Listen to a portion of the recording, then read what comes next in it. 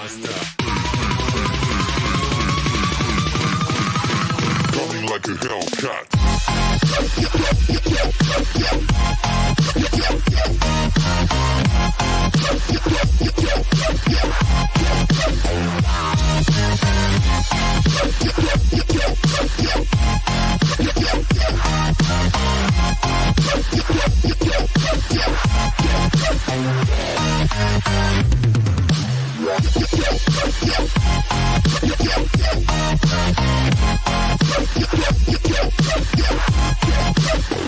Like a Hellcat.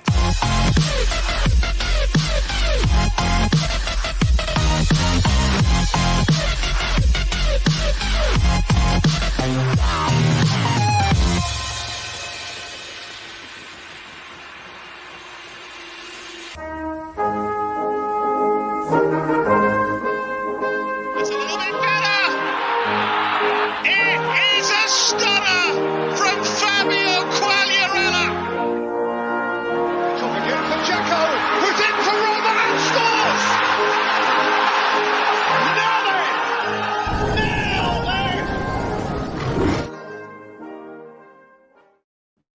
Ciao ragazzi, and welcome to another edition of SerieA Sitdown, World Football Index's podcast of Calcio told like it is. I'm Frank Crivello. He's Richard Carmen. Ciao, Richard. Ciao, Frank. How are we doing tonight? We're doing amazing. I had to do it. I had to put him up there. I had to put. Very good. And then I got the Ibrahimovic jersey, so I've got Gods of Sport is my theme tonight. Yeah. Man, Very good. Giannis Antetokounmpo will remain a Milwaukee Buck. Good. That is brilliant. Sorry, Critty. Sorry, Alex. You can't have him. I mean, I'm happy with getting Westbrook, but I mean that's even better for you guys that you get to keep him long term. So. Yep. Sorry, LA. Lakers. Awesome. Sorry, LeBron. LeBron, if you want to ever play with Giannis, you're going to have to come to Milwaukee now. So There you go. Yeah, it's awesome. So other than that, just winding down the days until Christmas. How about you? Yeah, we're inside 10 days now. We're 10 days away. It's coming up quick and fast. Usually at this point we're getting close to our break, but we're not going to have really a break this year with the whole COVID thing going on. But it's all right. It's a lot of calcio, a lot of good calcio actually. Teams that are surprising a lot of people who are not too familiar with the league, like Hellas Verona. But, for all of us who watch this week in and week out, we know what kind of teams there are in this league. And, man, they are coming up big each and every week. If you are watching us, please subscribe, drop a like if you have not subscribed before. Drop a like, check in on the chat, tell us what you're drinking. We try to have this a little bit sociable tonight. For me, it is the Lakefront IPA. Oh, yeah. I know that beer. Continuing to support. Is it Lakefront Brewery get out by you? Yeah, there's a specialty store that has ones like Lakefront. I've gotten Lakefront before. Oh, really? Okay. Yeah. Good stuff. Yeah. I'm going more like lake water with actual H2O tonight. Sweet. But, it's all right. Yeah. Sweet. Maybe I'll get a beer. Maybe I'll get a drink by the end of the night. So lie to everyone. Just say it's a neat vodka. there you go. There you go. Oh my. So I guess the best place to begin this week is there's a lot to talk about. So we will get into this Papu Gomez drama at Atalanta. We will talk a little bit about what happened today. Obviously, some big games going on tomorrow as there's midweek action in Serie A. I believe for the first time this season. We will break down everything that happened on the weekend. Lots of goals over the weekend. Lots of oopsies. We could have had a top five of oopsies. Yeah. Some pretty bad mistakes. Yeah. Made. They were probably right in front of that too. Yeah. So, and of course, we top it off with the hashtag game that is growing ever so in popularity. Who Won Calcio Twitter? We have a number of nominees again, as we always do. So sit back, enjoy it, have a cold one. Unless you're driving and listening to this as a podcast, I would not advise that. So good point. But before we get into all of that, on Monday, the draws for the UEFA Champions League and the Europa League took place, and we want to talk as it concerns the Serie A teams that are involved. this is the part where Inter fans are going to fast forward. But we look at the Champions League draw. We begin with Lazio having the unenviable task of drawing Bayern Munich. Yeah, that's a little difficult one there. And I know I saw a couple of tweets out there, and particularly Jerry. We love Jerry, but he had he's very optimistic, saying, "Yeah, we played some good teams, so far." I'm like, "You played good teams. You've not played the best team yet, and this is the best team by far when they're on." Now they've been faltering as of late, and anything can happen. We've all seen Rocky IV. Anything can happen, but you're facing a juggernaut, a true juggernaut of Champions League.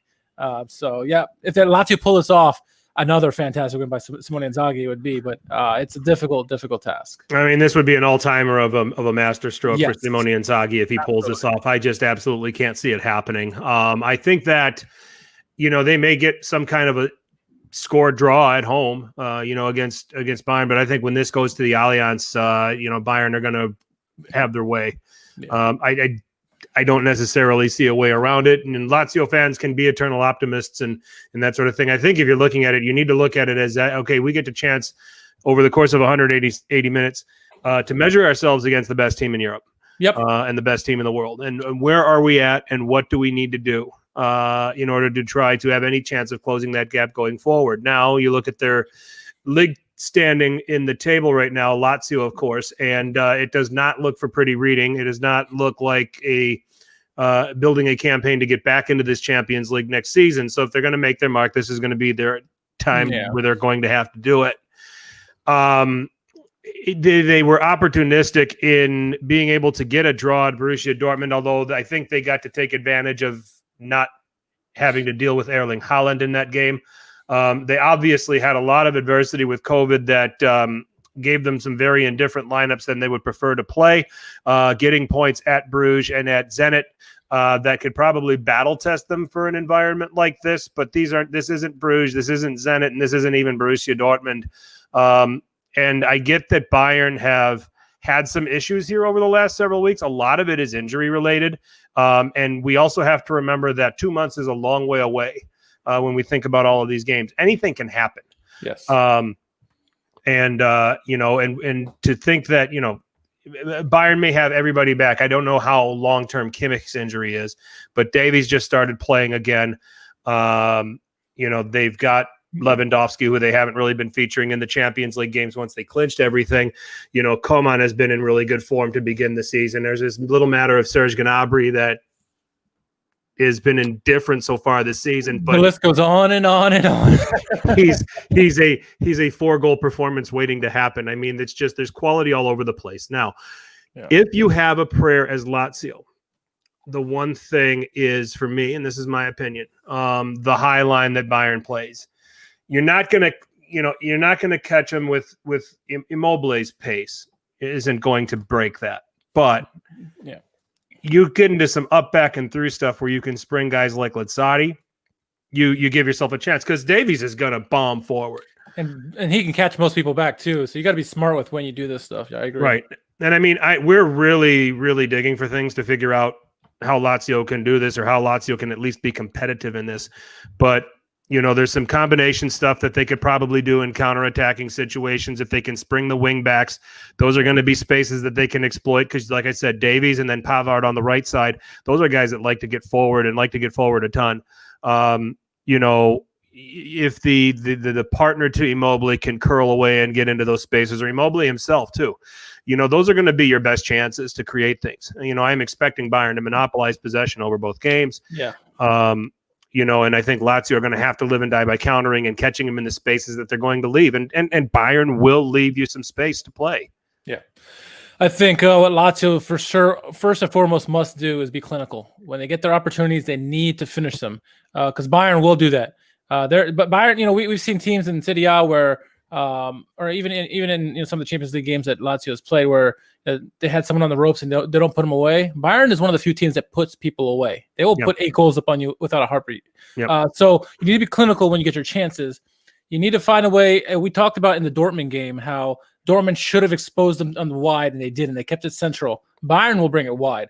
You got to find a way to combat the pace of Davies, Gnabry, Coman, whoever else they got wide, and also you got to find a way to lock down Joshua Kimmich because he's a wonderful tactician himself on the pitch, and he can spread the ball around. And then obviously you got the headache of Lewandowski because I'm sure he'll play. It's going to be difficult defensively, so you're going to find a way to stop the wide play, I think, and make sure you're clinical. And that'll be the best chance, I think, for Lazio to get something out of this, if not one, if not two legs. But they have to be spot on and hope Bayern is just a bit off. Yep.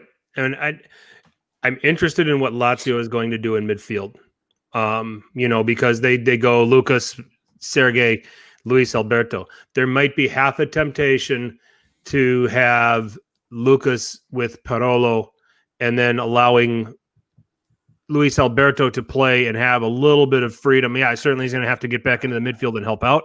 But if you can clog things, I feel like Parolo would be better suited for a role like that than Sergei. Sergei's a guy that can play box to box, and I'm not doubting his talent. I'm not doubting his, I would find Parolo to maybe be a little bit more competitive. That's the one thing that I was thinking about when I looked at this matchup.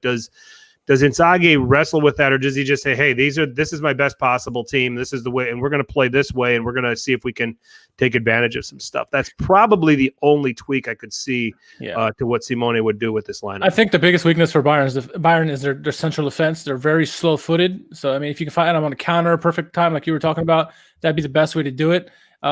Would you flirt with the idea of having Immobile, Correa, and Caicedo up top, try to put all your eggs in one basket to try to get a goal? No? Just a question. Yeah, interesting. I just think it gets... Who do you got after that, right? I mean, if someone goes down... Who do you take out of that midfield and you just leave yourself exposed? I would rather... Yeah. I would rather give room for Correa to be able to curl runs and get away from, to peel away, or for Immobile to peel away with one guy checking back and trying to do things like that. Yeah. Than trying to have three guys there where they could possibly just be duplicating things. I think they stick with a two-man front. And then it's just, what do they do with that midfield? Because I think that it's not unreasonable to look at a Parolo, Lucas, kind of a double pivot, but not really, because Luis Alberto is still going to be asked to track back. That maybe makes Sergei the odd man out. It'll be interesting to see what Simone Inzaghi does. It's a theory, but I really think that he'll go with Sergei, Lucas, Alberto. I think he's going to dance with the midfield that got him there. So it has to be a defensive effort, a full team defensive effort if they're going to have a chance in this, for sure. Yep, for sure. Porto and Juventus. We've seen this before a few years ago, but that ended in Juventus's favor. Obviously, a bit of a reunion of sorts for Danilo and Alexandro, former Porto men. Yeah. And the thing that I noticed about Porto, here's who they are. They find these young players. They find them whether they're Portuguese or whether they're Brazilian, they're Mexican, and they train them, they develop them, and then they make a metric butt ton of money off of them. And we've got a new crop of guys. I mean, Alex Tellez is not playing left back anymore. He's doing that at Manchester United now. But this Luis Diaz impressed me in the group stages. He scored a nice goal against Manchester City. He's a guy that they're going to have to make sure they are they're wary of. Musa Morega up front. It hasn't been a good Champions League yet for him. I think that he's a guy that they could probably be able to deal with. I think Diaz is a bigger threat. Otavio coming through the midfield is a guy that you probably want to be careful of. And then the guy who has taken over for Alex Tellez, Zanussi, is a decent looking player. Doesn't play with Alex Tellez's quality, not by a long shot, but effective. It's a Porto team that's defended well. Marchesson has made some really nice saves for them throughout this group stage. I think that Juve is going to win this over the course of two legs, but it's not going to be by as big a margin as maybe the ardent Juve supporters believe. No, if it's a team that showed up against Barcelona, I mean, it will be, but we can't hold it until we see it consistently. We can't bank on that. So you got to imagine it's going to be closer than they want. Juve has a talent to overcome this and win this. Obviously, you have the likes of Ronaldo anytime in a big game like this. He's going to stand up and take notice.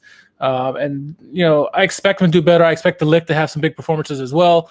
The team is starting to come around a little bit more. That midfield is getting some more grit in them. They're getting more games under them, so they're playing a little bit better. I think Juve should win this, but they should not, take Porto for granted. As many teams as Juve have seen themselves in the past, Porto can be dangerous. They can get you on their day. So you have to be smart about it. It's going to be two close games. Juve should probably win both, but it's going to be a lot closer than the Juventini want, for sure. Unless they found some miracle against that Barcelona game, they're going to continue that form going forward, which would be good for them. I don't see it just yet, so it'll be close. But yep, Forza Juve. Yep. I got Juve going through. I got Lazio going out to Bayern Munich. I've got Juve going through against Porto. Atalanta and Real Madrid rounds out the Serie A teams in this. And if these guys were playing in the middle of the group stage, I'd give Atalanta a big time chance. Now, I'm going to go back to what I said at the very beginning of this. 2 months is an awful long time. There's a lot that can happen. There's a transfer window right in the middle of it. So things can change. And traditionally, these Champions League teams don't really do a whole lot of reinforcing in January. You usually see relegation teams scrambling to patch it together to hope that they put a strong enough squad to survive is traditionally what you see. You'll usually see a big splash here and there, but not something that I expect now. And we'll talk about this Papu Gomez situation here shortly, but this, rumors are abounding, and people are talking about Papu Gomez could leave in January, and Atalanta could be going in without Papu Gomez. And does Gasperini start doing games where they prepare for life without him and start playing more Malinovsky, start playing more Miranchuk, start playing more Pasalic, in preparation with the idea that he's going to play a Real Madrid team that I think is getting better, getting everybody healthy, and are going to go on a run to win La Liga. I think that the struggles are going to be far behind them by the time we get to February. And this isn't like playing a Valencia team that you knew that Atalanta could be licking their chops to play against. This is a Real Madrid team that has pedigree. They have world-class talent at every position, and I would love to see the fairy tale with Atalanta continue, but I just think this Real Madrid team under Zinedine Zidane is just going to keep getting better. And I think we're going to be left after the round of 16 with only Juve left in the competition. Yeah, it's going to be a tough one for Atalanta. No doubt about that. If this was Atalanta of last season, I would say I'm gonna go with Atalanta because they were juggernauts last year. This year they've been very inconsistent, and they haven't proven yet they can stop goals from coming in consistently. And this is a team that knows in Real Madrid that know how to score. I mean, look at Benzema just had a brace in his last game, a big game that they needed. It's going to be difficult for Atalanta, and obviously they have the whole Papa situation. It's going to be next man up for them. They got boatloads of talent, Malinovsky, Miranchuk. I mean, so many other guys that they got. Guys that have already been there, Duvan Zapata as well. So I think it's going to be – they're going to probably go toe-to-toe with Real Madrid. We'll know a lot about Atalanta after the first game. If they come out blazing and it's a shootout, okay, we got a good chance that they can go through. But if they get completely dominated in that game, it's not the same Atalanta as we saw last season, and it'll probably be a quick death for them. I'm with you. I'm kind of leaning towards it being an exit for them, just because they've been so inconsistent. It's hard, like Inter. It's hard to put a finger on them, saying, "Yeah, I got to beat on them." Like you don't know what to expect with them. Even with the Papa situation, it's still the team is not the same offensively or defensively, and because of that, I think you got to tip your hat just slightly to Real Madrid at this point. Yeah. And you got Zidane, you got the whole allure of Real Madrid. I mean, that's the one thing Atalanta have to try to avoid playing the mystique of Real Madrid, and that's what's worked for Milan and Real Madrid through the years, is because they've had that mystique. And when you play them, even if you're level, you're like, oh my gosh, this is a team that's won all these Champions League. I can't compete with them. When you get to close games, all of a sudden that compounds on you. And this is what we might have in this situation with Real Madrid and their, 13, 12, whatever titles it is. Yeah. So, all in all, we're going to get a chance to see some of our Serie A teams get tested against some traditional European powers, which is great. But I think in the end of the day, when this is all said and done, we're only going to have one team left in the quarterfinals. Michael, good to see you, man. Glad you could join us. Yes, sir. Europa League, let's jump through this one quickly. Milan renew acquaintances with Crvena Zvezda, Derby della Savicevic. Red Star Belgrade. Yep.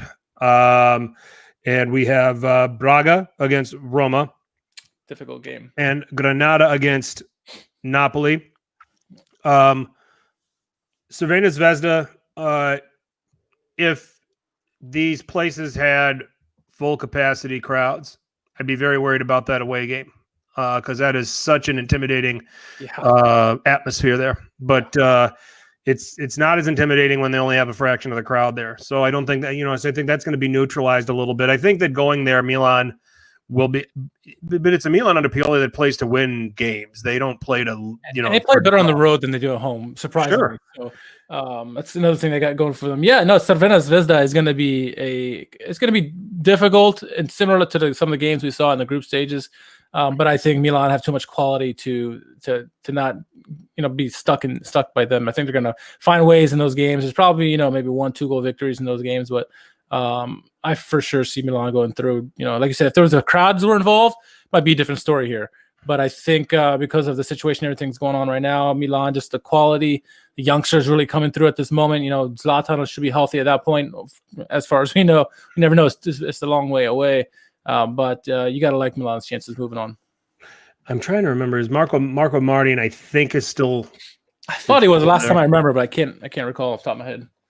Playmaker, really good on the set pieces. I'm trying to see if I'm looking at here if I've got a squad list in front of me. So the question is, are we going to call him Crvena Zvezda, or are we going to call him Red Star Belgrade? No, he's not in the team. Okay. So he's not with them. Your boy Diego Falcinelli is on Crvena Zvezda. He's on Bologna. He's doing decent there. So we've got there. Milan Pavkov has been there for a while as a striker for them. That name I do remember.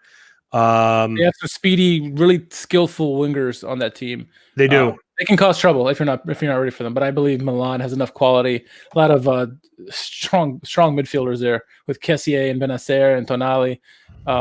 They should be good to handle that. Pavkov is an aerial target in the penalty area. He's a classic 9. He's not going to outpace anybody or anybody like that. He's not good. He's not going to remind anyone of Lukaku anytime soon, but he's a guy that you better know where he is in the box when the ball is wide. So that's something that they'll definitely have to consider there. I am worried for Roma. This is a damn good Braga team.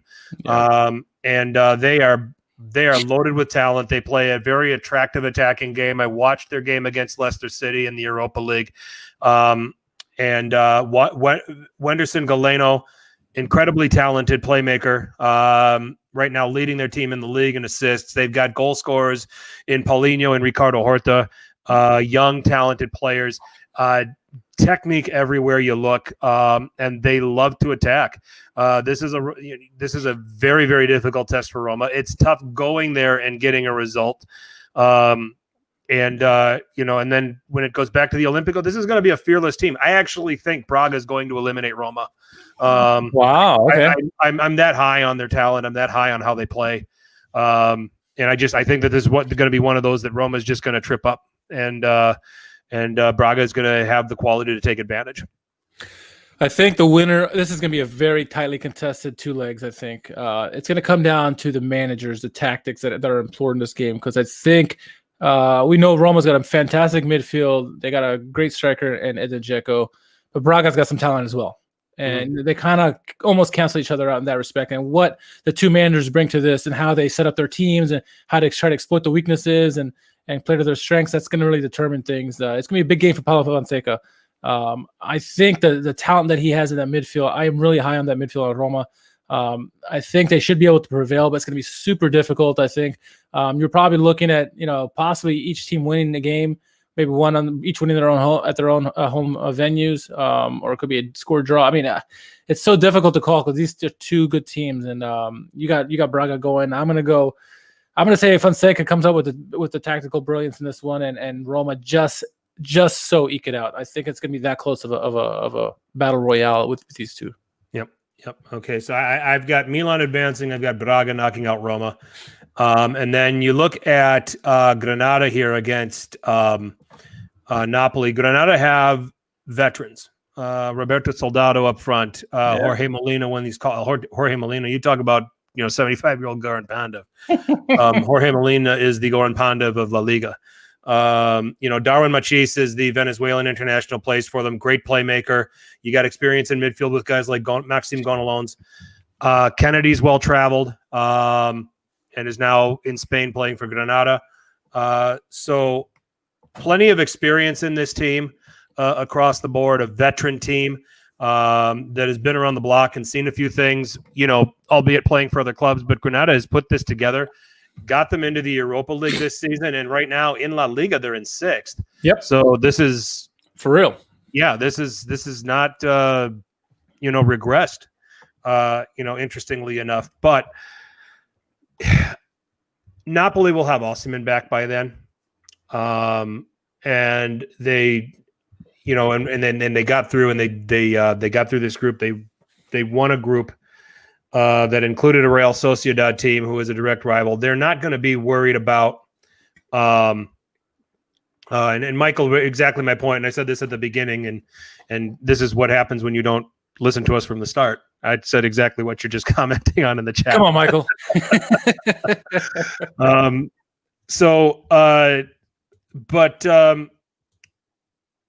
It has to be, they're going to be experienced. They're going to make things difficult on Napoli, but I think overall, Napoli will have the talent to overcome this and go through. Yeah, you're just talking about the experience that Granada can bring to this thing, and I think if, in terms of experience, they probably cancel each other out.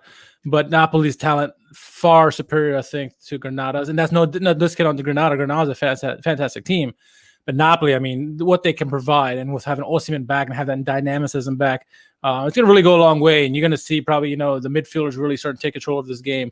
Zielinski, Fabian, Bakayoko is going to be huge, pivotal in this as well. Napoli's got so much talent, and the talent, experience evens out.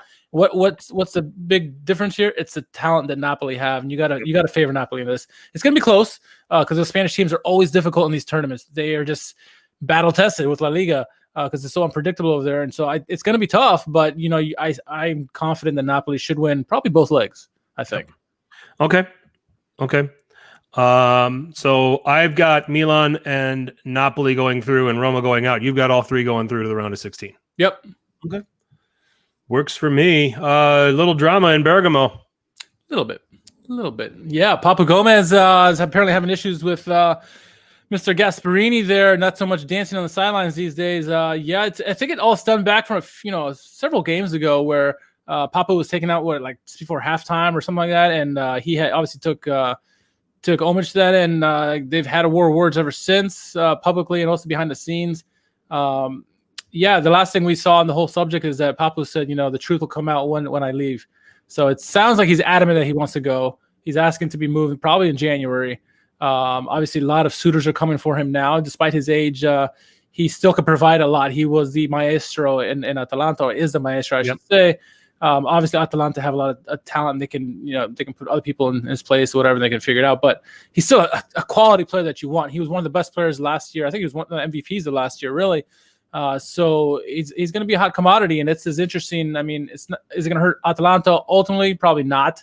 But always to have that guy that can be the X factor in the game, it's going to hurt not to have him. And now to have a potential free agent going on a free somewhere to possibly one of these teams are challenging for Scudetto, it could be a game changer for them.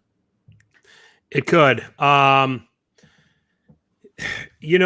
Sometimes it's just frustrations. We see this all the time, and it's shocking because he's a legendary player for them. Right. Like, why would you let something so trivial come between you? But we don't know what's going on, obviously. But like you said, it's now Gasparini, I think, has an abundance of players to work with here too. Yeah. And he has to manage a team, and this sounds cliche, but no one man's bigger than the club.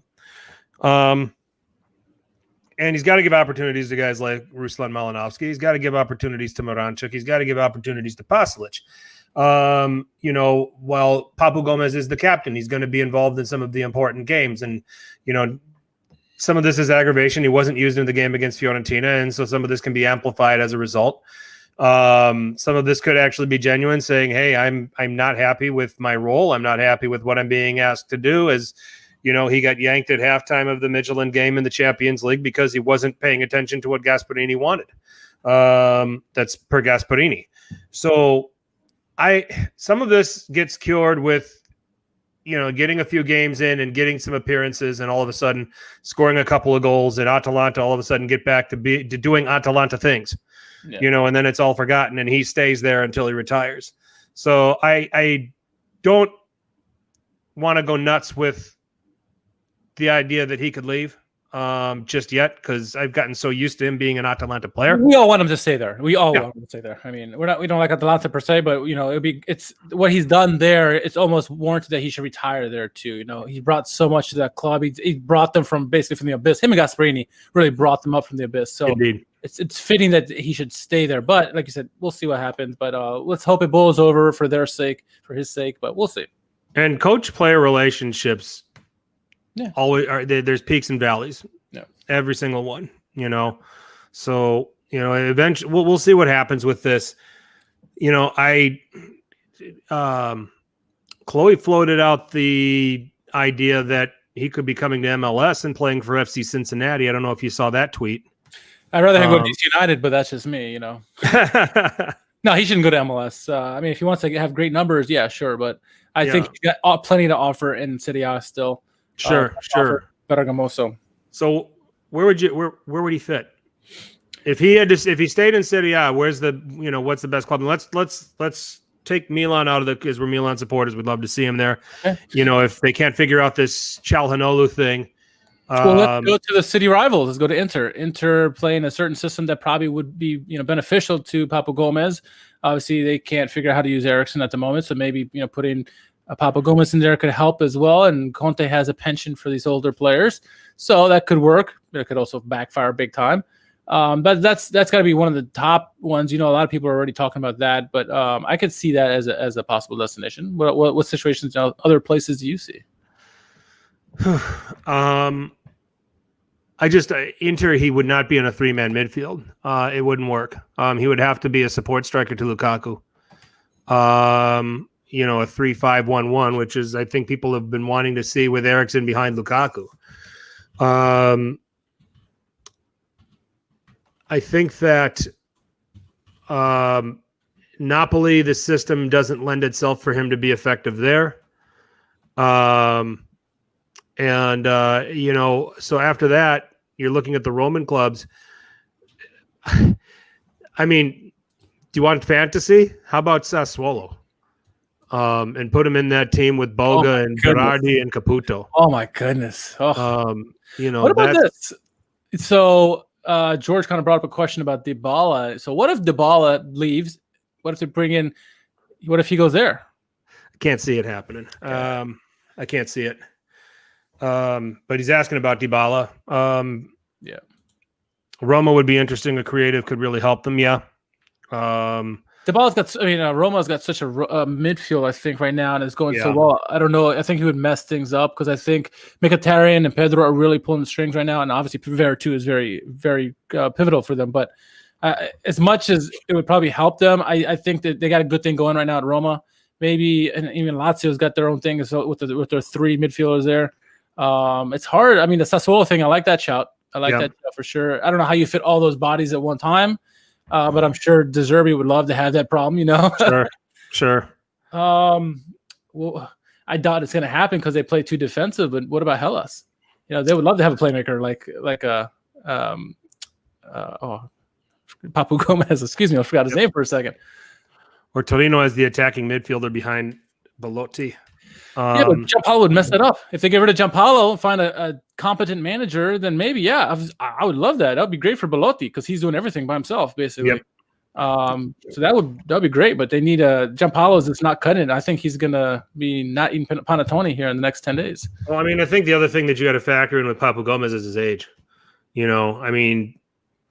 Obviously older players are doing really well in Serie A. Ronaldo's for 35, Ibra's 39.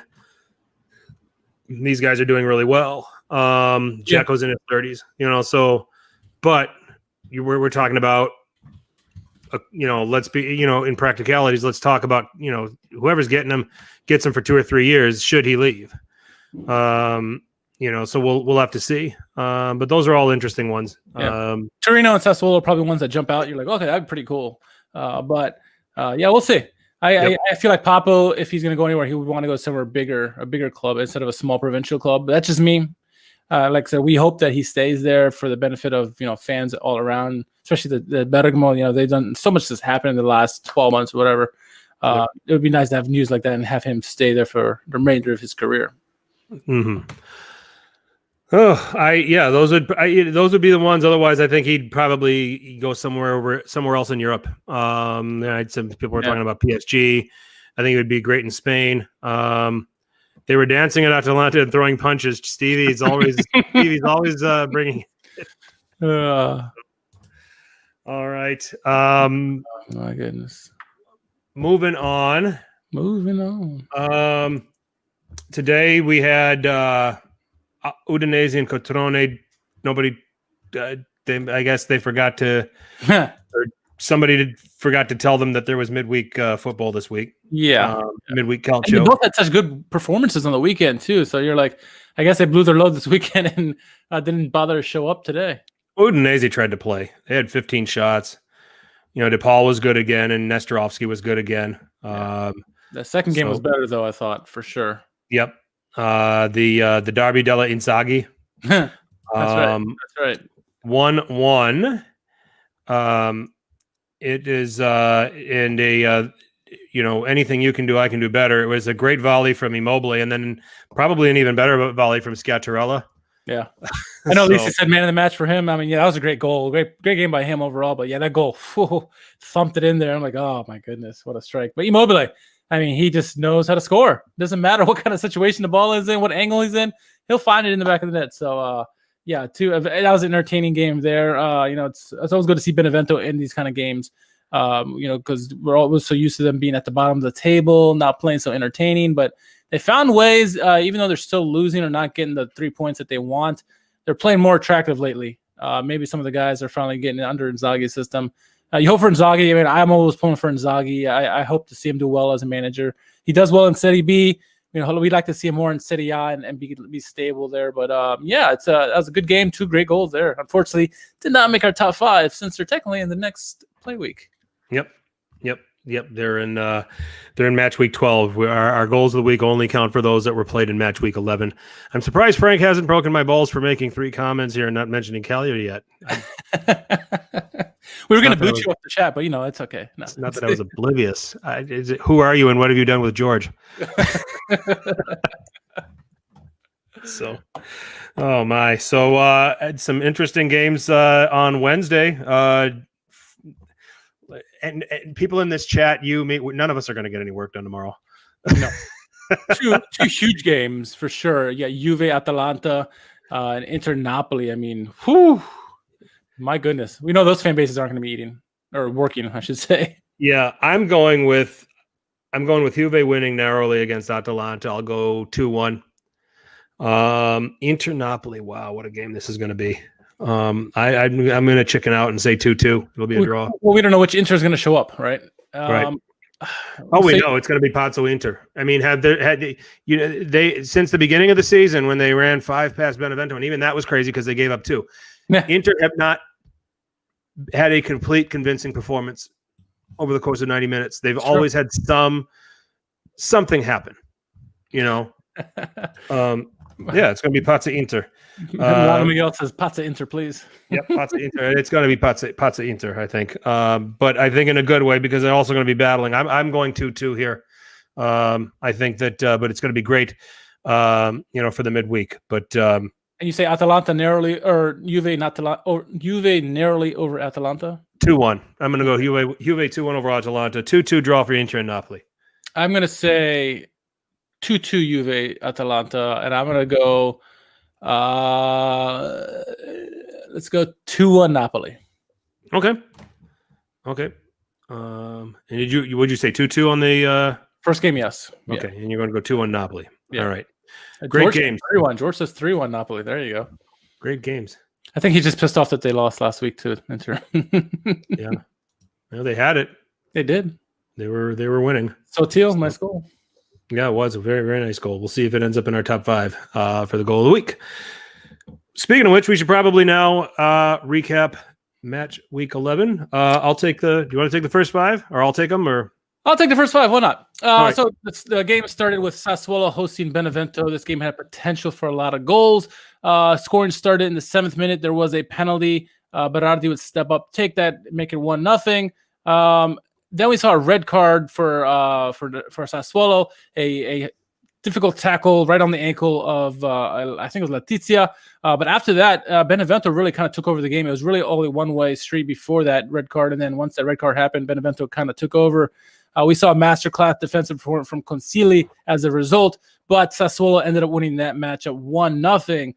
Moving to a relegation 6-pointer, you had Crotone hosting Spezia. This game had plenty of goals. Goal scoring started. Goal of the week candidate Junior Messias in the 7th minute gets a goal, makes it 1-0 Crotone. Diego Faria says, anything you can do, I can do as well. He makes it 1-1 in the 18th minute. Another goal. Did you see that goal? That was a brilliant goal. That was miserable by Crotone. I think it was bad playing out of the back. Terrible turnover. Terrible turnover. That was an oopsie, and just right at Farias in the box. He's like, "Oh, thank you, thanks, guys." Yeah. Crotone would take the lead in the start of the second half. Reccia would beautiful goal by him, and even a better backflip celebration by him. They go up 2-1. Then we had a goal of the week candidate, a beautiful team goal by Crotone, finished off by Eduardo in the 56th, make it 3-1 at that point. Then in stoppage time, Junior Messias would get his brace in the 96th minute, 4-1 Crotone win at home. Moving on, for those who watched the Manchester Derby, I apologize for you because this is really the game that you wanted to watch. Torino hosting Udinese. First half was a little struggle to watch. We had a nice, a controversial tackle in the midfield by Zegalar on Miete. Play would continue. Eventually, Delofeo would find Pusetto, who would make the back of the net 1-0 at 24th minute. Many wonder if that was a foul on Miete. Went back and forth, and I'll get your take here in a minute, Frank. But the first half would end 1-0. Coming out of the second half, Rodrigo de Paul would make it 2-0 in the 54th. Belotti would make it 2-1 in the 66th. And just a minute later, a beautiful assist to Bonazzoli. Both those guys hooking up for goals and assists in the 1-minute span. 2-2 out of nowhere. We got a game, or so we thought. Nestarovsky would make it 3-2 just 3 minutes after that goal. A fantastic few moments there in that game, Frank. It turned out to be a really entertaining game. But let's start with that play with Miete, the tackle by Zegalar. Did you find that was a foul, or were you good with the non-call and the play on? No, I was good. Yeah, I was good. It was like when I first saw it, I thought it was a foul, and when I saw the replay, I was like, it's pretty good. It's a 50-50 chance, So I was okay with that non-call as well. But the game really opened up. I mean, obviously, you got to take Busetto with a great finish on that to cap that off. But the play by both teams really in that second half, especially that 20-minute span where their goals going in left and right. I mean, it really turned out to be a fun game to watch. Udinese did find a way to hold on the road, and you're thinking now maybe Gianpaolo might not be eating panettone for Christmas. We'll see here. He's got 10 days to go before that. Moving on, Lazio hosting Hellas, and this was going to be a big game for Lazio. We know what kind of defense Hellas plays. For those who don't know who Hellas are, they are firmly aware of who they are now. Goal scoring started just before halftime. Lazzari and Upsi, an own goal, a play by, I guess it was, I don't know if it was Zakani, I forget who it was. Ball was going wide. He deflects it into his own net past Pepe Reina. 1-0 at halftime. Coming out of the break, Caicedo with a brilliant turn and shoot, make it 1-1 in the 56th. But Tameze, another oopsie. This time it wasn't Lazzari, but it was his partner on the other side. Radu, who fell over. Tameze would come in, get a breakaway on Pepe Reina, puts it past him. 2-1. Hellas with their defense win. Shocking a lot of people, but not really Serie A faithful. And then rounding out my games, a game close and dear to George here. Goal scoring would start in the 42nd minute. A beautiful goal, as we mentioned, by Sotil. Cagliari looking for the upset. They had the lead for a while, had the lead at halftime, and then it wasn't until the 77th minute. Goal of the week candidate Nicola Borella with a fantastic volley in the 77th made it 1-1. 7 minutes later, D'Ambrosio would make it 2-1, and then in stoppage time, Romelu Lukaku, your Capocannonieri pick, makes a goal. 3-1 Inter win on the road. Where do you want to begin with this 5-game slate, Frank? If anybody out of these 5 games deserved a goal, it was Gianluca Caprari. Yeah. Guy absolutely ran his fucking socks off the whole time he was out there against Sassuolo and had nothing to show for it. Frank, you don't support the beard. Always GQ with a close shave. Yeah, me not. Yeah. I have tried to grow. I just don't have a beard growing face. Frank is clean shaven, short hair. I'm scruffy and long hair. We're just yin and yang. We're just trying to keep it. We're trying to keep some balance here, Stevie. That's right.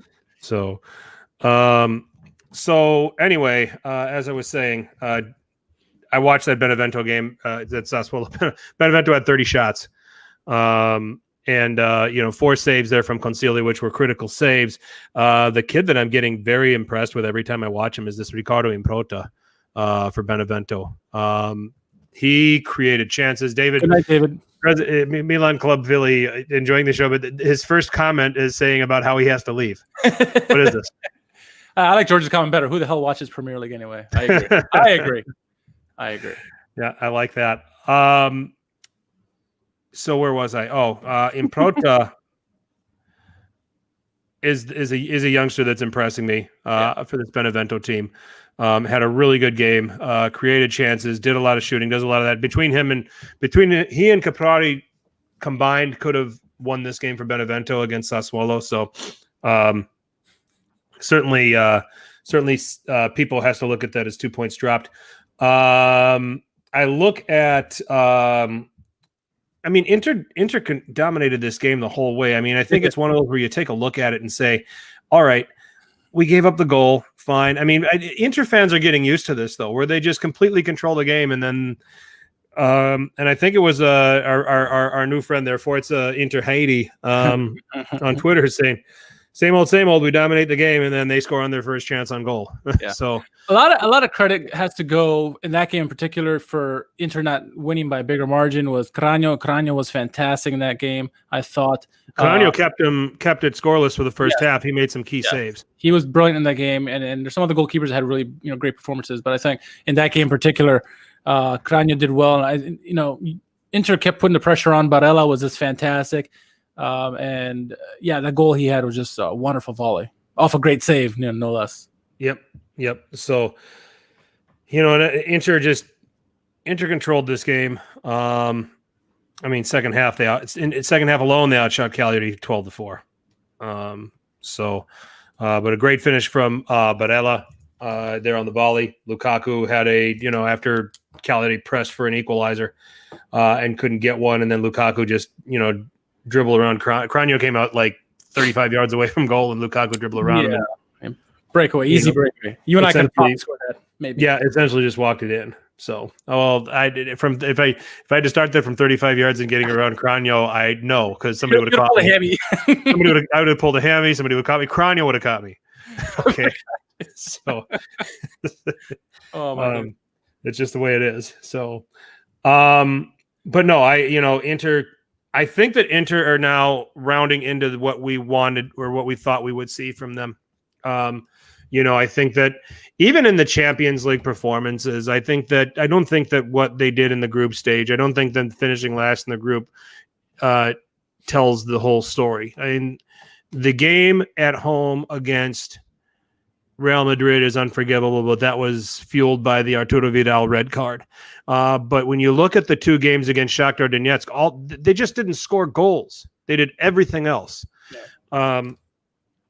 So the performances are there, but they're having their moments of craziness that are keeping them from getting things over the top. That's why we say Pazza Inter. And they're still in second. That's the crazy thing. Interista are so crazy about Conte out and this, the whole world's on fire. I'm like, you're 3 points behind Milan. Like, what more do you want? You've been inconsistent. If you were on top form and still second place, okay, you get a little bit more reason to gripe. But they've been so poor, and yet they're still in second place. Like, relax, calm down.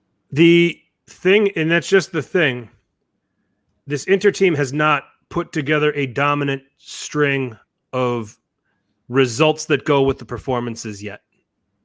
And they're in second, and they're 3 points out. Exactly. So, and you got to imagine it's going to come. And without Europe now, they're set up for this now. They're set up for this. I still think Juve is the team that's going to come back and win this thing. Did you guys forget to talk about Inter's next European game? No, Michael. Again, again, this is what happens when you show up late. I said at the very beginning, I said Interfans will want to fast forward this part if you're listening to this on the podcast. Can we add this to Who Won Couch at Twitter right here by Michael Lisi? Is it too late for that? So, all right. So the chat is y'all have been drinking too. I am going to get a beer here in a second. Once you go to your Kappa game, I'm gonna go get me a beer. But no, I think they're getting ready to go on a run here, where the results go with the performances. I think that they've got the performances. There's something that just kind of goes haywire every time they play. This case, Sotil scores a goal the other way. Vidal getting a red card, things like that. But I think the rest of the league should worry about this team because I think that they're going to be right in there and they're getting ready to go on. I think they're going to go on a run of results that are going to match how they've been playing. Yeah. Then the question is, does Pazza Inter come back after that? Oh, sure. It'll turn up here and there. Of course. Let's talk about. No, we just talked about some of the goalkeeping performances by Cragno. Let's look over at Hellas. Silvestre continues to impress. So he had a great game, I thought, as well. Hellas really, making it difficult for all opponents with their defensive brand that they play, and they're opportunistic. They're two oopsies that we were talking about before with Lazio, and Hellas capitalized on them.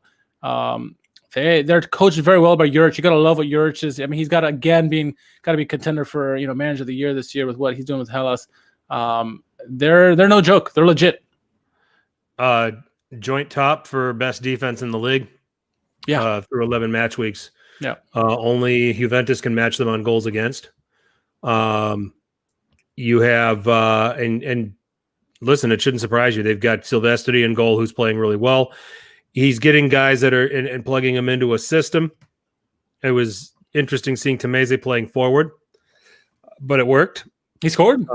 He scored. He went with 4 in the back this time, where he usually plays 3. And then he has DiMarco and Farone as wingbacks, but they were fullbacks in this one, and they had a double pivot of Lovato and Miguel Veloso. Yeah, and DiMarco shot's the one that led to Lazzari's goal because that was the one that was going wide, and Lazzari knocked it into the net.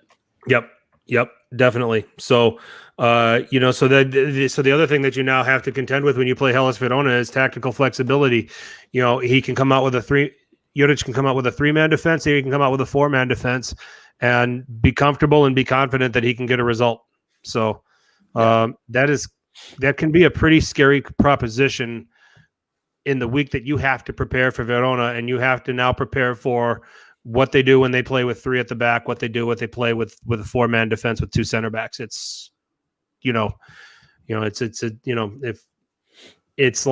somewhat like American college football here, where let's say you play, when Georgia Tech had Paul Johnson as their head coach, you play these spread offenses, these up-tempo offenses, and all of a sudden in this next week leading up to playing Georgia Tech, you have to prepare for the triple option, which maybe only 4 teams in the country play. I thought you were going to say playing the Alabama defense. both work. Or the Alabama defense. Or if you're in the SEC and I got to get ready for Alabama's defense, although Alabama hasn't been very good defensively this year. That is true. So, but Hellas is doing a fantastic job, I think, and they're currently in 7th place in the table, and you gotta take them seriously as possible contenders to make Europe. Because they have the defense to do it, and they're opportunistic. And obviously, being opportunistic is not necessarily a necessitating to quality and points coming, in favor of you, but because that sometimes runs out. But the defense they play can keep them in the games. And the tactical flexibility, I think, is going to be something that. Yes. So look out for them. They're going to be in the mix. As we talk about Sassuolo, Hellas is going to be as well. And if they get there, my goodness, that might be manager of the year right there. Yep. All right, moving on. My batch, Atalanta, now that they are on through to the next round of the UEFA Champions League, they got back to doing Atalanta things. They did them without Papu Gomez, and they did them to Fiorentina. A 3-0 win where Ruben Gosens got on the score sheet just before halftime. Now, of course, Richard gets up and leaves when it's my turn. Ruslan Malinovsky with a free kick. That's a goal of the week candidate in the 55th minute. And then Toloi in the 63rd. Center back scoring on corner kicks at Atalanta. What else is new? Atalanta outshot Fiorentina 21-4. Fiorentina is just miserable, and it's beyond, who can be their manager and all of this other stuff. They are broken. They are desperately, desperately broken. They can't score. They can't shoot. This is getting utterly scary right now. They're sitting in 17th. Is it too early to lose their manager again? Prandelli may not be eating panettone by Christmas. Iachini is already not eating panettone, but I think they're going to give Prandelli a little bit more time. Yeah, we'll see. But man, it is not good. It has not improved. It has not improved. And I forget who tweeted this out, but it's obviously a square hole in a square peg or in a round hole. It's not working out whatsoever. And they've had glimpses of brilliance. The Vlahovic had a great opportunity to hit off the crossbar, but other than that, it's been pretty much the same old, and struggling and underachieving, and it's not what we want to see out of Fiorentina. Maybe Juventus wants to see this, but for the rest of us, we want to see a more fun team to watch. Even a fun bad would be good, and they're not even that; they're just bad. Where was everybody? Callejon and Ribéry come in as substitutes. Kouame comes in as how the hell is Christian Kouame not playing in this Fiorentina team? Yeah. He should be one of the first with as bad as they've been running. Christian Kouame should be one of the first people that Prandelli writes in his lineup. I agree. Holy cow. Just you got to try something. Vlahovic stinks. He can't score. Okay? And you played Polirola, who is a fullback, as a right winger. And you sat Callejon. What are you sitting guys for? You play once a week. It's not like you're in Europe where you've had to play every 3 days for the last 3 months. I know. It's head scratching. At least he played Vlahovic, I guess, but yeah, I don't know what some of these moves that Prandelli's making. Maybe he's just trying to find something to work. When your team struggles and you can't find any goals, you start getting desperate and you start doing crazy things. And maybe that's what he's doing. I'm going to give the take right now. Christian Kouame, start playing him, or do something with him. Yeah. Okay, because the kid's got talent. All right. To a point where he was thought of to be a Napoli player at one point. Yeah. Like what we said about Musa Barrow and Bologna. It's like, play the freaking guy, because good things happen when he's on the pitch. Yeah. Give him a chance. He scored goals. Maybe he needs Christoph Piatek to score goals. I don't know, but he looked brilliant. He looked like a former or future Napoli player, because Napoli were in the hunt for him. Play him. Give him an opportunity. You need a goal scorer in Vlahovic. Put him with Vlahovic. Put those two up there. See what they can do. Of the teams that are outside the drop, they're the lowest scoring team in the league. 11 goals. Genoa and Crotone are in the drop, and they have 10. Okay, so it's time to do something. This is not the Fiorentina. This is a Fiorentina that probably had players like Gabriel Battistuta playing for them. All right. The guys that were playing under Prandelli his first go around back when he was at Fiorentina, the successful teams there. Yeah. Okay. This is the Fiorentina fans deserve better. 100%. And what's Comiso doing as an owner? I thought he was supposed to turn this around from the Della Valle family. It's gotten worse. Maybe he's in it for the money. It's gotten worse. Speaking of worse, Bologna, what the hell? Oh my God. Did you see my tweet? I was like, I would, if I was on that pitch wearing a Bologna shirt, I would not even go in the dressing room at halftime. I would just go to the parking lot, go to my car and leave. Yeah. I don't want any part of what Mija is going to say to me at halftime. My God, I'm sure he ripped him a new one. Their leading goal scorer at halftime was Cristante, and he plays for the other team. Yeah. Heyo. It was bad. I can't imagine what the halftime talk would have been like. Probably give himself an aneurysm, yelling at people. Yeah.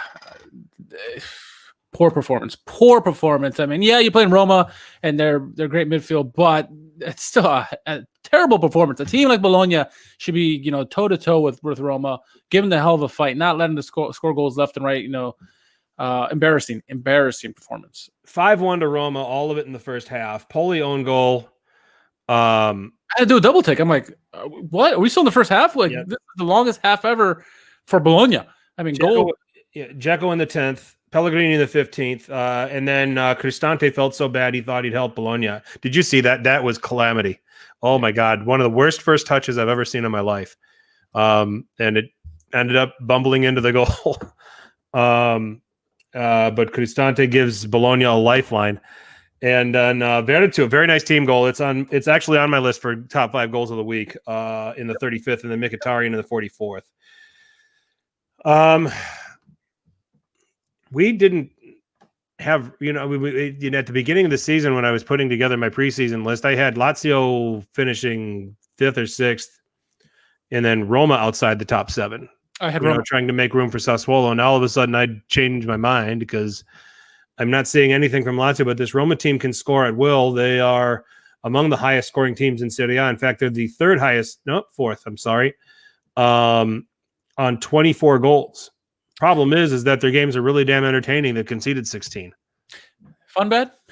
Anyone? Yeah, it's a I'll do it. Fun bad, yeah.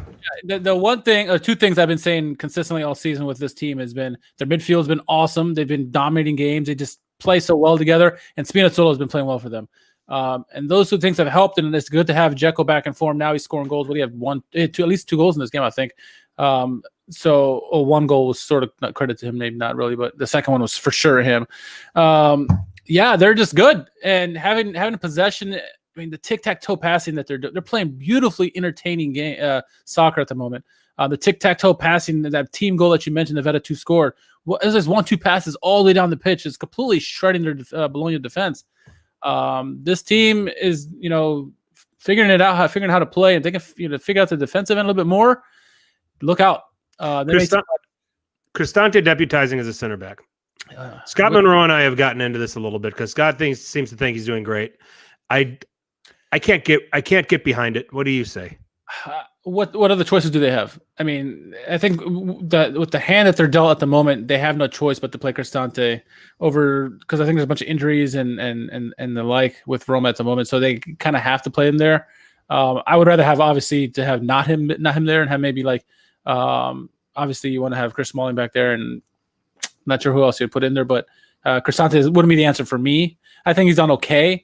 But like Scott said, I saw one of his tweets and I agree. It was like, who are you going to put back there at the moment with their current situation? Once they have everyone at full credit, I don't want to see Cristante near that back line.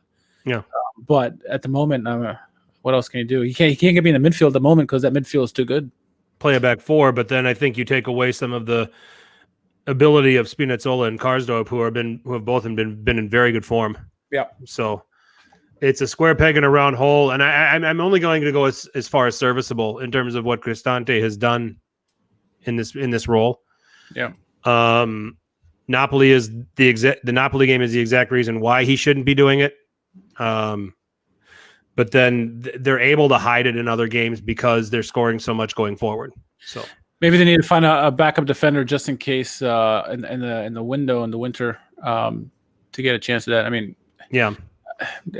I don't like that. I don't like it there, but with the injuries possibly to Fazio and Smalling and stuff like that, maybe that's the only choice they have at the moment. Yep. Napoli beats Sampdoria 2-1. Napoli had 67% of possession, outshot Sampdoria 18-7, but Sampdoria took the lead through Yankto in the 20th minute. Gattuso has been making substitutions and they've worked. Who knew? Who knew? Lozano with an equalizer in the 53rd minute, and then pies for everybody. Petagna in the 60th. Did you see this goal? Oh, yeah. He stood. Like he didn't even make a run or make an effort. It just came. That's how a fat guy scores, right? Yeah. Steve? Only way it would have been better if it was off his belly. To Petagna's credit, he has lost some weight since he's gone to Napoli. But I'm a fat guy. I can honestly tell you some of my best goals came from not making runs. Honestly. As long as you're in the right place at the right time, that's all that matters, is being a poacher, right? No, he's still a big guy. He has lost some weight since he's been at Napoli, but yeah, he's opportunistic. He knows where to be. He finds exactly the right place to be, and like I say, that great pass that came into him, and boom, just hit it off his head and right in. Well done by Petagna, just to move his neck. Good. Steve agrees with me. I was worried I offended him. So. Oh my! Yeah, but both the substitutions came on and scored. Lozano obviously goal and assist, the goal to make it 1-1, and then the nice assist to Petagna. He's good either whether he starts or comes off the bench. It's a nice problem to have if you got Tuso. Have Politano or Lozano, or you couldn't even put Mertens out there or something like that. They got a lot of movable pieces there that they can mess around with. So Napoli, they're good, man. They're coached well, and Gattuso's got to be given his due. He's doing an excellent job as Napoli manager. Steve saying about Roma, we can sell them to Dante. What do you mean, Steve? You don't want to sell Gabbia? Muzaki. I saw a picture of Milan in training, and I was like, "Who the hell is that guy in the background?" It was Muzaki. I'm like, "Why the hell is he still in the picture?" It's like, get the hell out of here. You didn't notice him kicking somebody? Yeah, right, exactly. I heard Lille were having some financial troubles. Can we pick up Renato Sanchez off them to replace? How in the hell do they have financial problems? I know. Well, we'll make that trade though. Krunic for Renato Sanchez. What are they doing? What are they doing with the money? They sold Nicolas Pepe. Renato Sanchez. Leao. How are they having financial problems? Napoli would be so much better with Milik there instead. Maldini is working on signing a center back, boys. I hope so. Although Kalulu, we'll talk about him in a minute. Yeah. Genoa 1, Juventus 3, Derby dello Stato. He scored. It made it 1-1. Paulo Dybala scoring in the 57th minute, and then Penaldo in the 78th and 89th. Yeah, they were both penalties. Yep. And then finally, I'm not going to talk about that game. The penalties were Stonewall penalties. I'm not complaining about that. Genoa didn't get Juve. Genoa's not good enough to get Juve. Okay, they're not. They're not. Yeah, but I thought Dybala's goal was very nice. Good for him to get a goal as well. But yeah. Yep. Milan 2, Parma 2. This wasn't in the script, or maybe it was. Parma getting goals through Hernani in the 13th minute and Kurtic in the 56th minute. Teo rescuing the Rossoneri with goals in the 58th on a corner from Çalhanoğlu, and then a rebound goal in stoppage time to rescue the point and keep Milan's unbeaten run going. Juve pretty straightforward. We expected them to win. Milan, surprised that they had these kind of struggles against Parma?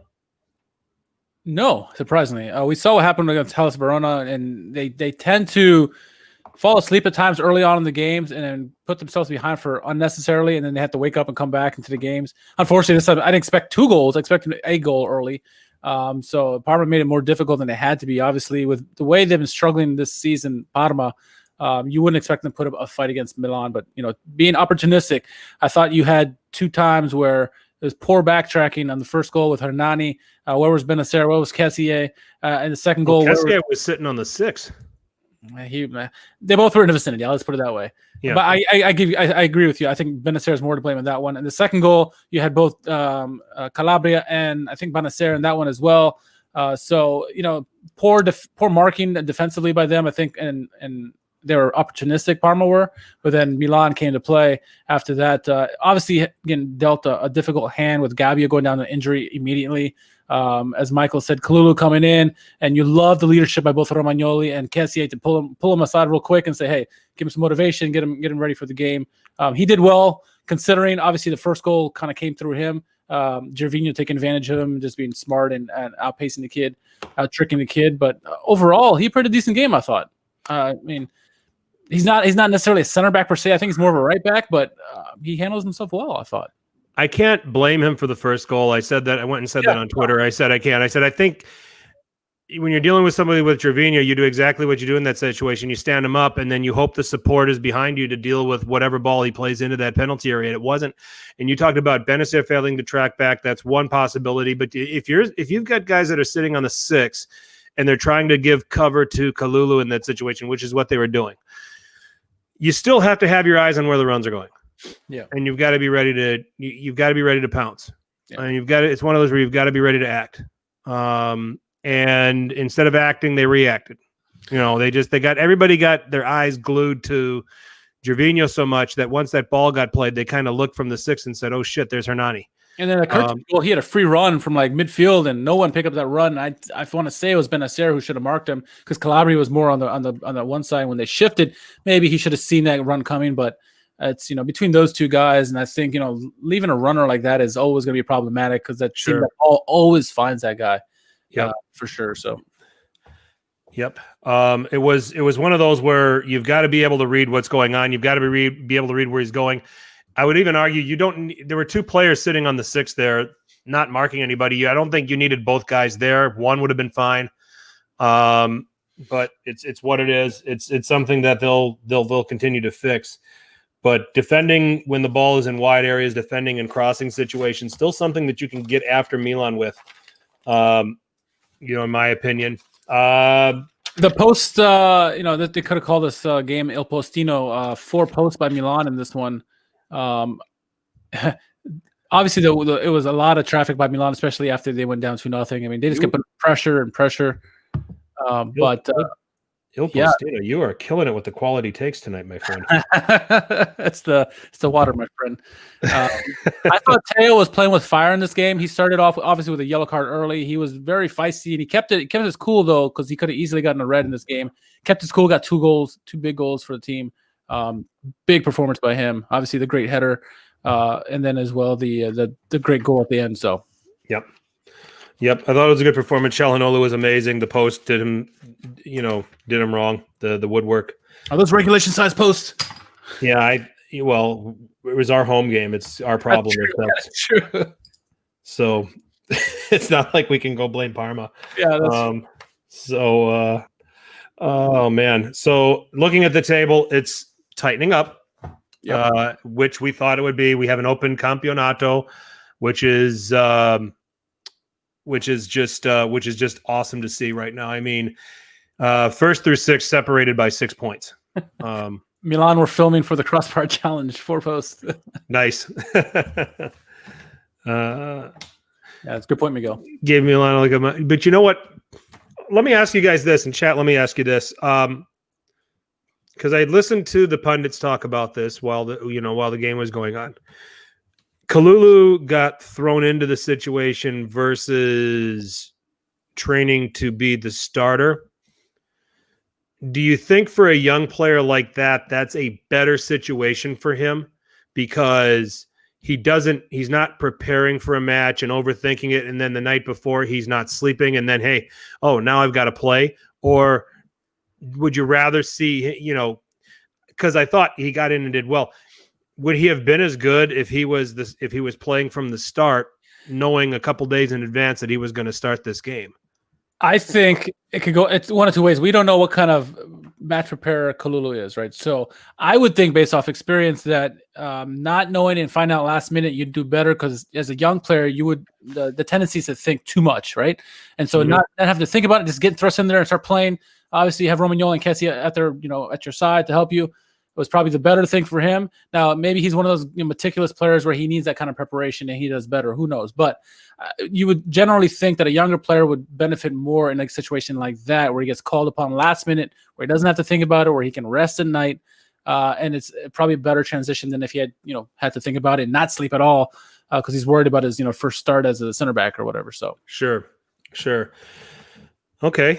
I'm good with that. He started for Celtic and did just fine, though. Yeah, he did there. He did well there. He started in against Sparta Prague, did great there too. Yeah, Sparta was the game. Yep, and he did great. I mean, playing against Sparta and again, but Ollie Oxenfree, to play devil's advocate to what you're saying, being a starter against Sparta in a game that's really a throwaway game where there's nothing on the line, versus having to start against a Serie A team where you're trying to extend the lead at the top of the Serie A table, are two completely different environments. Yep. So that's just, I don't want to discredit what you're saying there, because he did do a great job. And at some point he's got to start games at some level and somewhere. So, but it's environmentally, it's different, in that sense. Okay. You want to talk about Hauge? I want to talk about Hauge. Sure. Why not this kid? Holy shit. I said this on Twitter, after he scored, basically got the hockey assist against Sampdoria. He was disappointing against Parma. Sure. I mean, he's not going to be perfect every time out. Okay. And the best young players. And I thought that, he was a little disappointing this time out, but, I said on Twitter after the hockey assist against Sampdoria, I said, we're on the precipice of something really special with this kid. Absolutely. No, absolutely. I mean, you know something special with this kid when you got his countryman Erling Haaland singing his praises as well. He had some good things to say about him and Milan when they were asked about Hauga and how he's doing. Yeah, he's been doing some fantastic things. He has been all season long, obviously with his 20-some goals already this year, playing a left wing, right wing, whatever. He takes guys on one-on-one. You love to see that. He's got the vision. He's got the goal scoring capability. He's got the tools. He just needs a little bit more of experience and Serie A time, because I think once you adapt to the league, the sky's the limit for this kid. We started to see with Salamakers, Salsichemaker, or whatever Stevie says. He's gotten so much better as he's learned Serie A. And I think the same thing with Hauga. Once he starts getting Serie A under his legs, look out, he's going to explode. But he looks like he is a gem, and my goodness, it's what a steal it is by getting this guy. Yeah, for pesos. Frank's in the house. What's up, Frank? Wholeheartedly agree. Hauga is going to be a Raiola player soon. Oh yeah. If he's friends with Haaland, maybe. Let's not do that. Yeah, no. Oh my. So bottom of the table, starting to take shape as well. Torino, Genoa, Crotone all on 6 points. Fiorentina just above them on 9. I've already had my rant about Fiorentina. His speed, his speed changes remind me of how Kaká used to do it. Yep.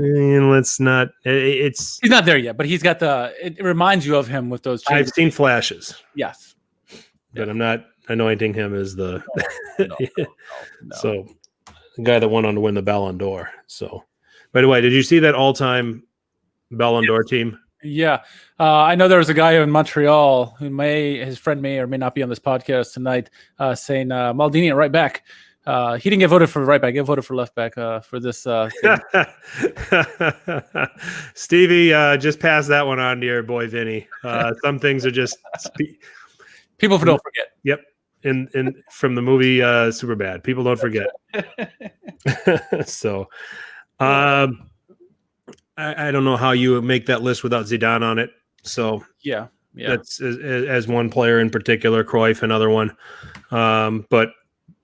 Ronaldo was good. Like the original Ronaldo was good, but in Champions League, he didn't have as much time as some of these other guys. I think, obviously CR7 has had 1 million goals, and he should be in it as well, and Messi. But yeah, you can look at Cruyff and some other elite strikers that did a little bit more, I think. And Vinny is sleeping, but yeah. It's one take for the Ballon d'Or, dream team. But there's many variations, and I'm sure many people in this chat probably have more Milan-centric Ballon d'Or teams and stuff like that. So yeah, for sure. Goals of the week. For me, in at number 5, Junior Macias' goal, his first one there for Crotone, checks in at number 5 for me. Nicolo Barella in at number 4 with the volley there for Inter. Veretout, the Roma team goal there, checks in at number 3. DePaul's clever finish for Udinese and the win over Torino comes in at number 2. And my number 1, my goal of the week, the free kick by Ruslan Malinovsky of Atalanta. Okay, I think we're going to have a fairly not similar top 10 or top 5. So first month, difference the word you're looking for. Yeah, thank you. Polyglot, and you can't. Water. My English is getting worse and worse. Anyway, my honorable mentions. Jerry Mancini is still not going to say it, but Caicedo, the best striker at Lazio, he's in my honorable mentions. Teo with his game winner, or game tying goal, I should say, is in my honorable mentions. Lozano and Junior Messias with his first goal. I thought it was a brilliant goal there, but not quite to make my top 5 because coming at number 5, Jakub Jankto's goal, the assist from Vede, just the play overall, really well done, really well struck. Number 4, Roma's team goal. I really like that play, which is really tic-tac-toe. I gave the slight edge to Crotone's team goal just because it's a lesser team. You kind of expect that at Roma. You don't expect this from Crotone. Crotone with a nice tic-tac-toe play that Eduardo finished off. That's number 3 for me. Nicolo Barella comes in number 2 with his volley. Wonderful strike there off the rebound from Cranio's save. But number 1, I'm going to give it to the goalies. I'm going to give it to Cranio, Silvestri, and Consiglia. So all 3 of them had excellent games or games. Cranio lost, granted, but he made some fantastic saves to make it much closer than it should have been. Consiglia was brilliant once his team went down a guy. And Silvestri just continues to do great stuff for Verona. And they got the win there against Lazio. So, yeah, 3 goalies in my top 5. All right. Let's move on to everyone's favorite hashtag game. Just rising in popularity, rising in ratings. I'm now being stopped on the street saying, hey, what do you think about the upcoming Who Won Calcio Twitter? And I have to tell them, I said, look, there can still be nominees. I can't tell you. I can't tell you the current crop's going to win. There might be more before because it's an evolving thing and it's always fluid. You never know when somebody's going to pop up with something at the last minute. I hear the SerieA card in Milwaukee is just fantastic. It really puts you in your place. I mean, wow. It's a midget. It's a midget compared to Bundesliga and EPL, but I think it's compared to Giannis, but well, right here, guys. All right. Well, I'll start. He's wearing. He gets this. He's going to wear this uniform for another 5 years at least. There you go. All right. Good for you. All those studs want to play with Giannis. They can come to Milwaukee. There you go. I'll start off the Who Won Calcio Twitter. First from our friend Rafa from Far From Vesuvius podcast. First, after Juve's win over Barcelona, Gigi Buffon tweeted out, being first is not a secondary issue. So Rafa reported back with the standings, putting forth an effort. Ha ha ha. Well done, clever one, Rafa. Well played. Played. All right, Goal Italia coming in with a nomination. Messi in Corona Ronaldo. The king of penalties. Goal Italia, nicely done.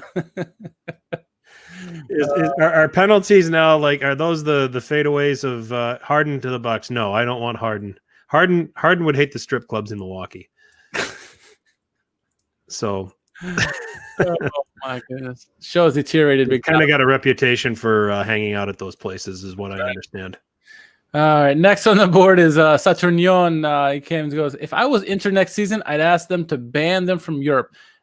These guys spent over 300 million since last summer to drop to European Europa League last year, and now sit rock bottom to Wi-Fi password teams. I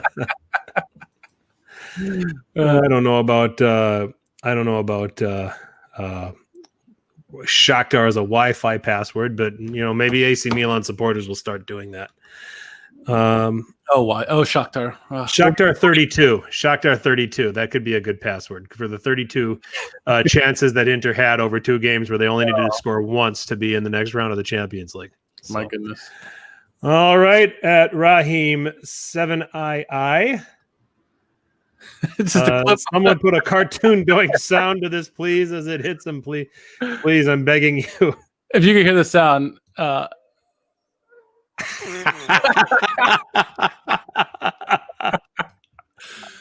Yes. Good. You have to hear with the sound on to appreciate it. It's wonderful. It's wonderfully done. Wonderful. All right. Okay. I lost where track we're at now. That's how good it was. All right. Sabrina. Next. Sabrina. Yeah, she says Inter Biscotto themselves. Oh my, we're just okay. Where are we? Let's see. Is this one? I think it's this one, right? How UEFA at T._Tifoso, how UEFA picked today's ref. What is that? That's a Canadian thing, I think. Mario Kart. It's one of those surprises you get out of a package here. Oh, okay. Cracker Jack style type thing, but this is out of a candy or thing, Bottom of a Cracker Jack box, right. Something like that. Okay. Shakhtar. We were just talking about them. Shakhtar English. Their website came out with a Romelu Lukaku saved the 89th minute of the Inter match. It's cruel. I mean, to be fair to Inter, the Milanisti even came out and said, "Hey, you can't be talking that about we can do that. You can't do that." But I thought that was pretty funny by Shakhtar Donetsk coming out and tweeting that. That's poor Romelu, man. He doesn't deserve that. Best striker in the league. Come on. And at ESPN UK is getting in on the fun with this. Me is Alexis Sanchez. My plans Lukaku. Or my plans is the ball, and then 2020 is Lukaku. Oh my goodness. Mercy.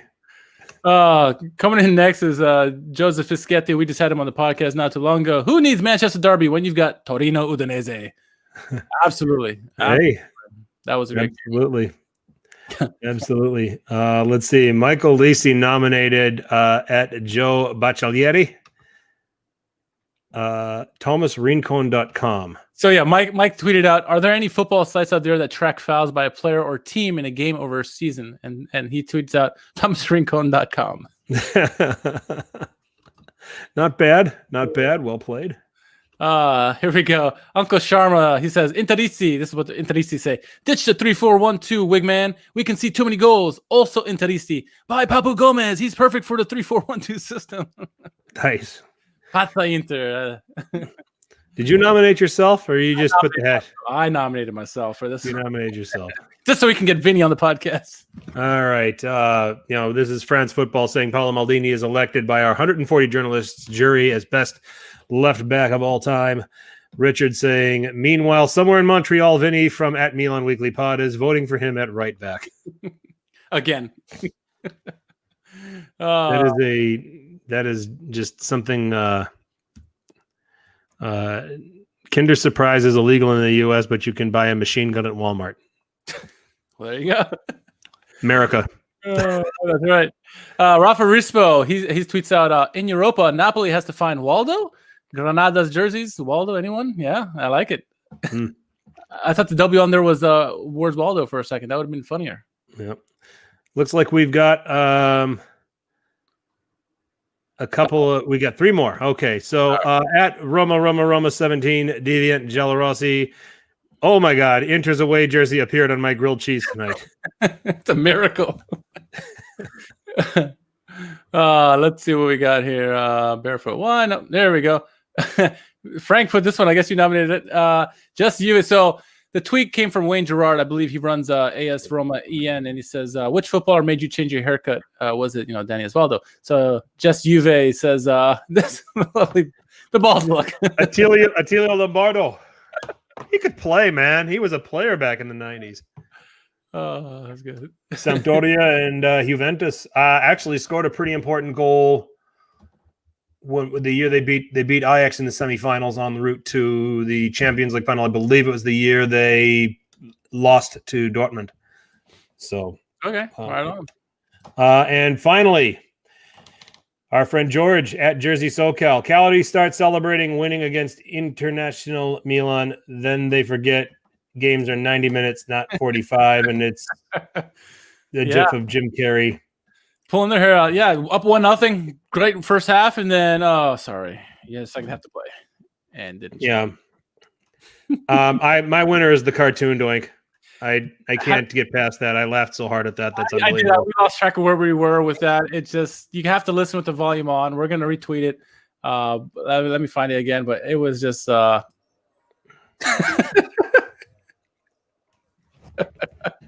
Congratulations, Raheem. 7II, you, the winner of. Oh. Do you guys in the chat agree with that? To the cartoon doink, I think that was just the funniest. Yeah, there's no problem with that. Listen to it with the sound on. Do yourself a favor.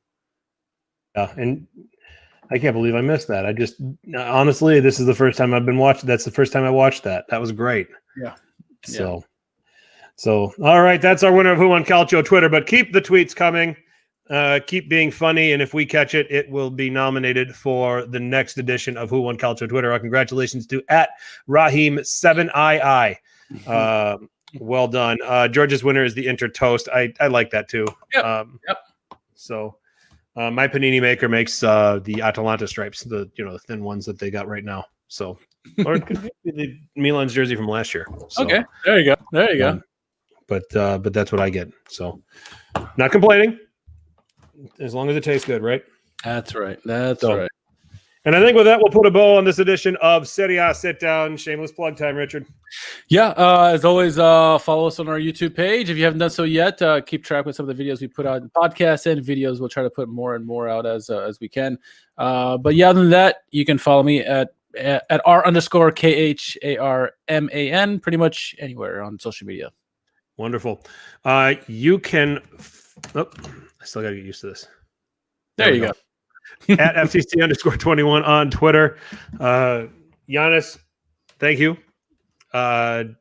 Signing the Supermax, much appreciated. Keeping all of the stars in Wisconsin, that's awesome. But I will be on, I think, I got to check with Alex, but I think I'm going to do a spot this Friday, 2:00 East. We talked last week. He said he had some other stuff going on. He said he could do it this week.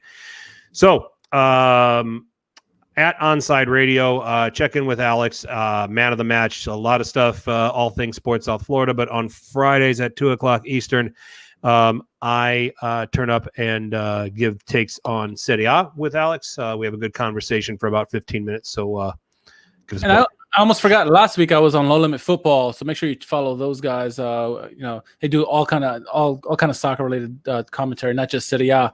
So I was on there giving my predictions for Serie A and Bundesliga and stuff like that. So Low Limit Football, give them a follow. Great guys. Yes, absolutely. They're awesome people. So, Alex better start paying. Adriano, late to the show. You're going to be so lucky. Yep, that's all right. That's all right, Adriano. No worries. I love you anyway. No worries, my friend.